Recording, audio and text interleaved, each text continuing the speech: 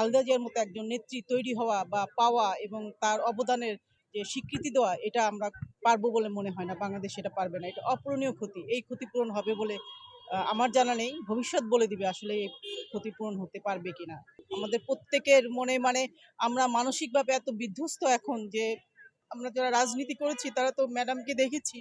কিন্তু বিরোধী দল হিসেবে ম্যাডামকে যেভাবে অপদস্থ করা হচ্ছে সেটা তো আমরা নিজে সাক্ষ্য যে এগুলো ম্যাডামের কোনো কিছুতে ম্যাডাম এক শক্তিশালী, নিরেট এবং নির্ভেজাল একটা মানুষ ছিল।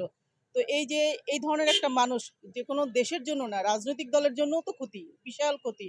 যে বিএনপির মতো একটি জনবান্ধব দেশ, বাংলাদেশপন্থী একটা দল, বাংলাদেশ জাতীয়তাবাদী দল, সেই দলের যে আজ যিনি কর্ণধার ছিলেন তিনি চলে গেলেন আমাদের ছেড়ে, সেটা অবশ্যই বিএনপির জন্য অনেক অনেক অনেক অপূরণীয় ক্ষতি। জনাব তারেক রহমান তার নেতৃত্বে, তারও অপূরণীয় ক্ষতি। তার নেতৃত্বে দেশ, আমাদের দল এগিয়ে যাবে, কিন্তু ক্ষতি তো আর পূরণ হবে না।